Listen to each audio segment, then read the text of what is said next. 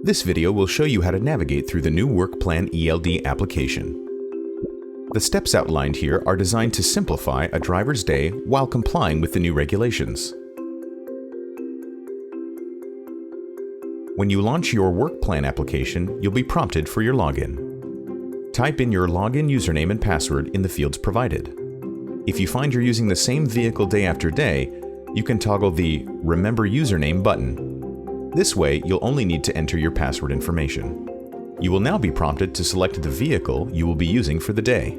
A list will be displayed with vehicles for inspection. The list of vehicles will be displayed in order of Bluetooth proximity and then proximity to where the driver is located based on their GPS. We will display a combination of the vehicles within Bluetooth proximity and then location proximity, and will limit the list to the first 50 vehicles. If the driver needs to search beyond that list, they can select the refresh option at the bottom of the list or use the type ahead search at the top of the screen.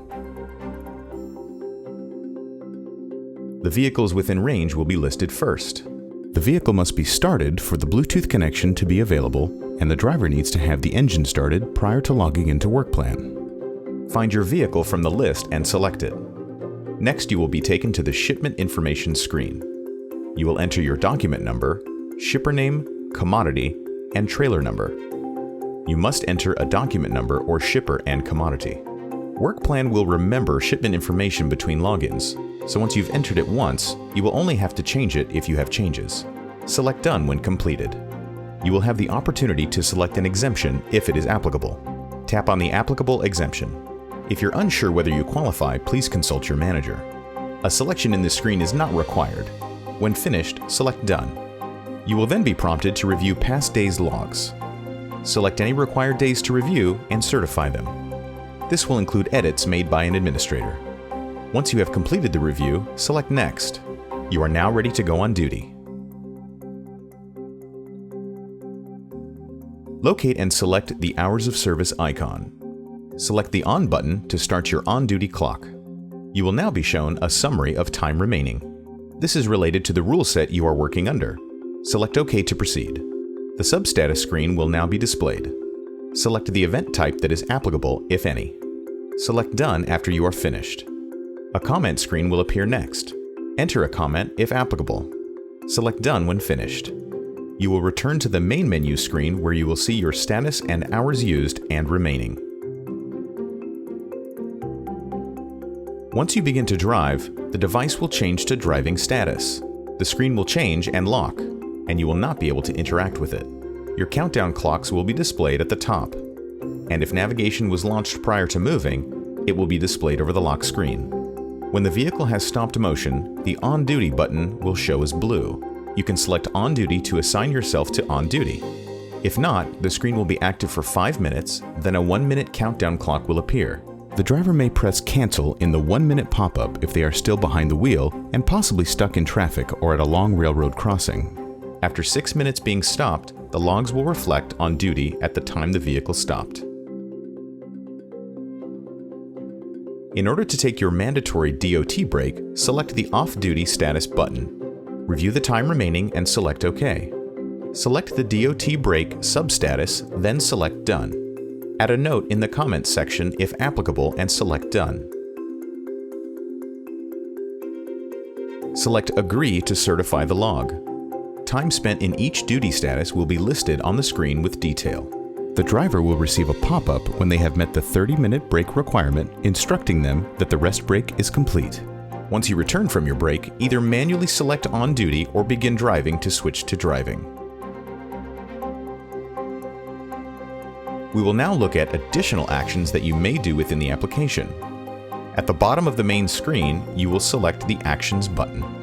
The Actions menu will now display, giving you options: Inspector Mode, Shipment Information, Yard Move or Personal Conveyance, Claim Unidentified Events, Review Days, or Overview. Select the Shipment Information button to update any information throughout the day. This includes document number, shipper, commodity, and trailer number. You must enter a document number or shipper and commodity and a trailer number to submit. If you are using the Yard Move option, select the button. Yard Move can only be used when moving the vehicle on private property. Make sure you are on duty before selecting. Once you have selected Yard Move, you will need to enter a note. Select Done. Press End when you are done moving on private property. You must press End before operating on a public roadway to reflect driving status. For personal conveyance, select the button. You may only use this function if you are relieved from responsibility for performing work and are off duty. Once you have selected personal conveyance, you will need to enter a note. Select Done. Press End when you are done using the vehicle for personal use. You must press End before returning to off-duty status. For Claim Unidentified Events, select the button. Once you've selected Claim Unidentified Events, you will be able to claim vehicle activity that is not assigned to a driver. You can claim all or claim selected if applicable. Select the corresponding button. For review days, select the button. Once you've selected review days, you will be able to review and certify logs with missing signatures. Select the day you want to review, then Agree or Not Ready from the log details and press Finish. For Overview, select the button.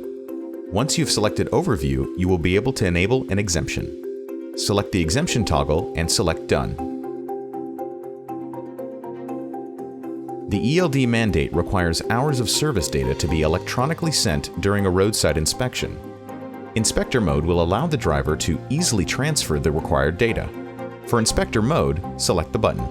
Once in Inspector mode, the main screen will list the current and 7 previous days. Dates can be selected individually to review or select Share. Once on the Share Details screen, you can email or upload to FMCSA per the inspector's preference. You may also add a note if applicable. The inspector may give the driver a PIN to include in the upload or email. That PIN number can be included in the notes section prior to transmitting the logs. Select Send Logs to complete the process. The inspecting officer may also view daily details in Inspector mode. You may access from left to right the List View, Graph View, Information View, and Unassigned Events View. Important note: violations will not be displayed in Inspector mode.